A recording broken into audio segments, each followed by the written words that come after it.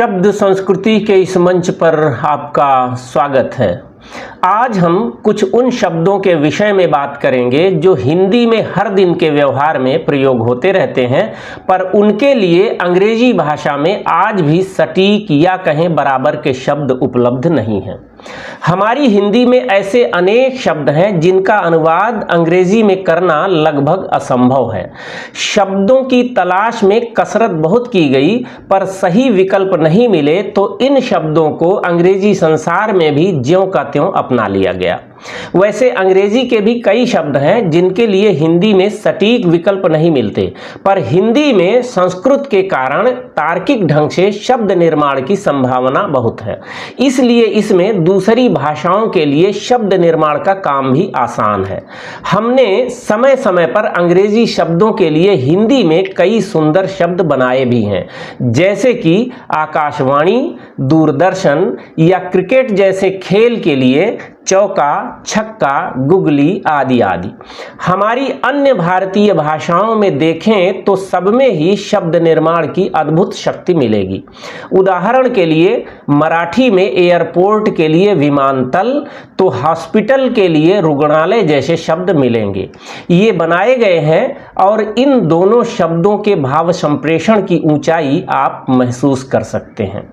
अब आइए देखते हैं कि हिंदी के रोजमर्रा के व्यवहार में प्रयोग किए जाने वाले वे कौन से शब्द हैं जिनके सामने अंग्रेजी के हाथ बहुत तंग हो जाते हैं।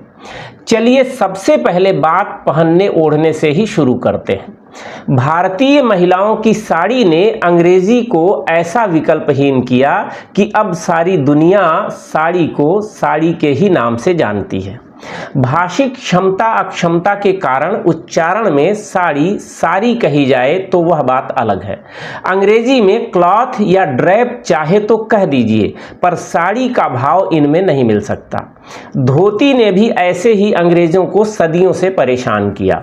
इसे अंग्रेजी में लॉइन क्लॉथ भी कहा गया, पर यह शब्द धोती के विस्तार को गायब करके लंगोट के आसपास लापटकता है। फिलहाल अंग्रेजी में धोती भी अब धोती ही है। इसी तरह से कुर्ता, शेरवानी, चूड़ीदार पाजामा, ये सब भी अंग्रेजी में इन्हीं रूपों में लिखे और बोले जाने लगे हैं।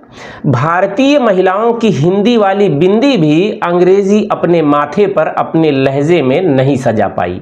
आप स्वयं सोच सकते हैं कि माथे पर सजने वाला यह चिन्ह अगर अंग्रेजी में डॉट कह दिया जाए तो उसका वास्तविक भाव बहुत कुछ समाप्त हो जाता है।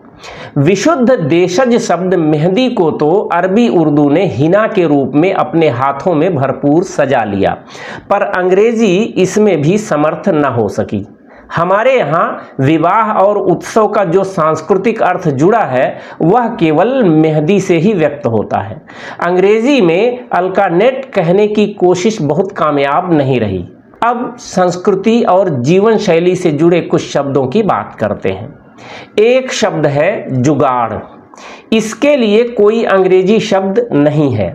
हिंदुस्तानी जुगाड़ की बराबरी करना वास्तव में आसान काम है भी नहीं। कुछ लोगों ने इसे हैक कहने की कोशिश की तो कुछ ने इनोवेशन, पर कमी में भी समाधान निकाल लेने का भाव केवल जुगाड़ ही दे सकता है। इसी तरह नमस्ते शब्द को लीजिए, इसके सामने हेलो या ग्रीटिंग्स बोगस सिद्ध होते हैं। नमस्ते वाला सम्मान जिसमें ईश्वरत्व तक समाया हुआ है, उसकी गहराई हेलो जैसे शब्द में भला कैसे आ सकती है, आप भी सोच सकते हैं। ऐसे ही हमारे गांव की पंचायत को भी आप देख सकते हैं।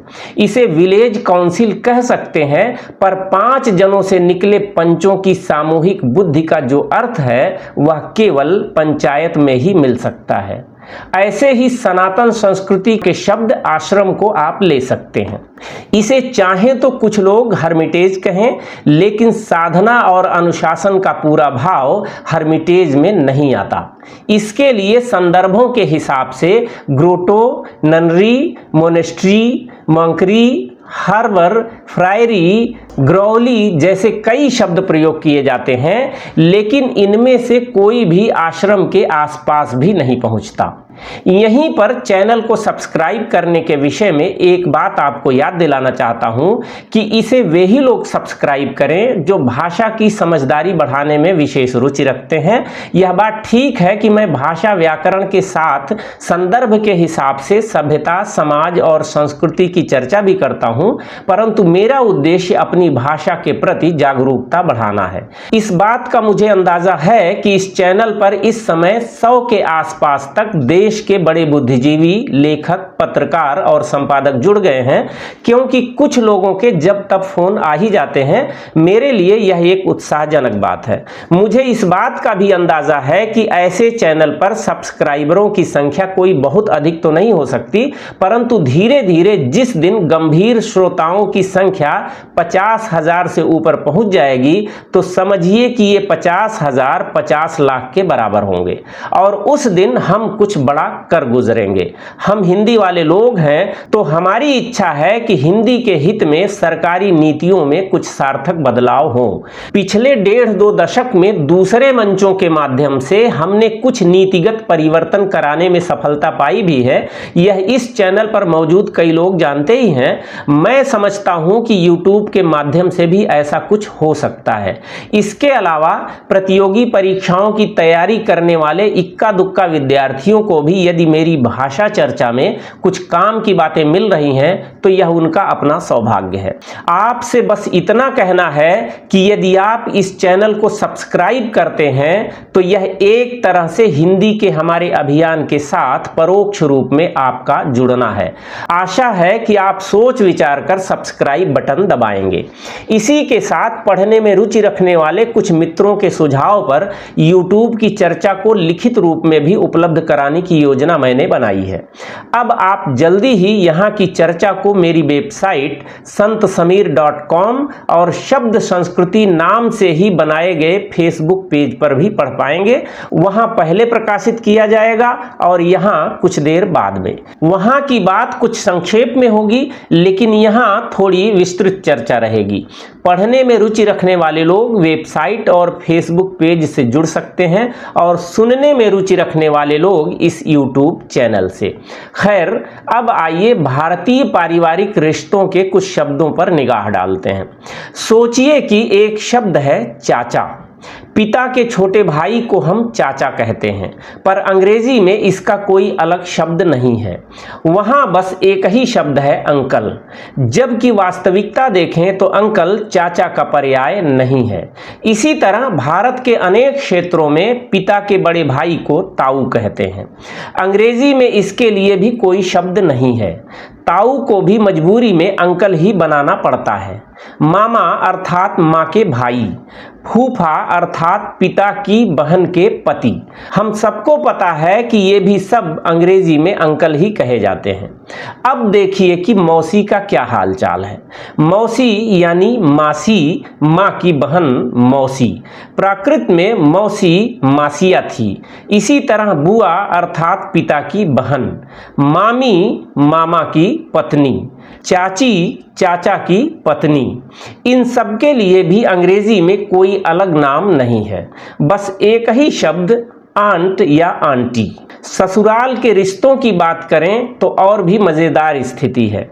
हम कहते हैं जीजा, साला, देवर, ननद का पति या नंदोई, लेकिन अंग्रेजी में सबको एक ही शब्द की सूली पर लटका दिया जाएगा और उस सूली को अधिकतर लोग जान ही रहे होंगे कि ब्रदर इन लॉ। इसी तरह भाभी, साली, ननद, जेठानी, इन सब का भी कोई अलग अंग्रेजी नाम नहीं है तो सिर्फ सिस्टर इन लॉ। यानी हमारे यहाँ रिश्तों की बारीकी है, आत्मीयता है। अंग्रेजी समाज में रिश्तों का ऐसा भावनात्मक विस्तार कभी रहा नहीं, तो ऐसे में वे पारिवारिक संबंधों को बहुत गहराई से देख भी नहीं सकते थे। और अंत में हम कुछ दार्शनिक शब्दों की बात करते हैं। हर दिन प्रयोग किया जाने वाला एक शब्द है कर्म, पर इसका अर्थ इतना व्यापक होता जाता है कि अंग्रेजी के लिए इसे पकड़ पाना असंभव होने लगता है।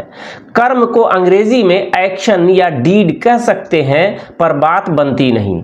जैसा करोगे वैसा भरोगे का दर्शन केवल कर्म में ही मिल सकता है।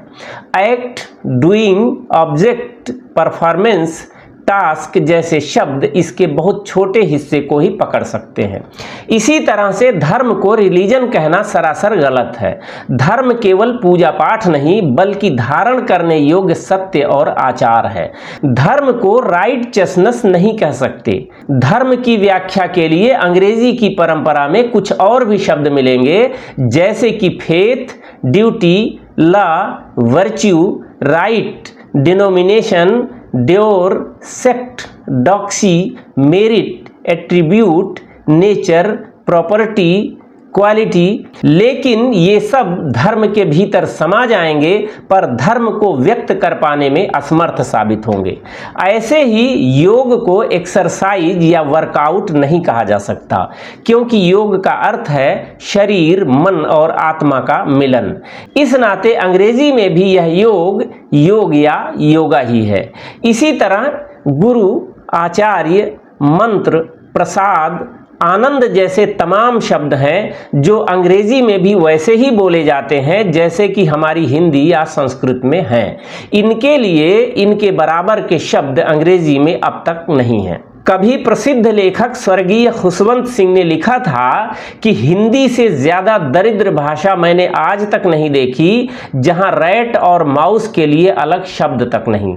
लेकिन आप ठीक से देखेंगे तो पता चलेगा कि खुशवंत सिंह के कथन से हिंदी की नहीं बल्कि हिंदी भाषा के संदर्भ में खुशवंत सिंह के ज्ञान की दरिद्रता सामने आती है। हिंदी की टकसाल संस्कृत है और इस हिसाब से एक शब्द सूर्य के ही इतने पर्याय मिलेंगे कि पूछिए मत। पानी यहाँ केवल पानी नहीं है, देवता पर चढ़ाते समय वह जल हो जाता है। पानी हर कहीं वाटर में नहीं समा सकता। पैर हर कहीं पैर नहीं है। स्पर्श करना हो तो यह पैर चरण का रूप ले लेता है। किसी को आप पैर स्पर्श नहीं बल्कि चरण स्पर्श ही बोल सकते हैं। कहीं अड़ाना हो तो आप पैर नहीं बल्कि टांग अड़ाते हैं। पैर फूलने में वह बात नहीं जो पांव फूलने में है। घुंघरू पांव में भी बंधते हैं और पैर में भी, पर पग में बंधते ही उनकी झनकार और अधिक कर्णप्रिय हो जाती है। तो बात यह है कि परिधान से लेकर रिश्तों तक, संस्कृति से लेकर दर्शन तक हिंदी और भारतीय भाषाओं के कई शब्द अंग्रेजी में नहीं ढल पाए। वे जैसे थे वैसे ही अपने पूरे भाव और अर्थ के साथ दुनिया ने अब स्वीकार कर लिए हैं। असल में कुछ शब्द केवल शब्द नहीं होते, वे अनुभव होते हैं और अनुभव तभी एहसास के तल पर उतरते हैं या अनुभूति में बदलते हैं जब अपनी मातृभाषा में सही रूप में बोले जाते हैं। आज बस इतना ही। धैर्यपूर्वक पूरी बात सुनने के लिए बहुत बहुत धन्यवाद।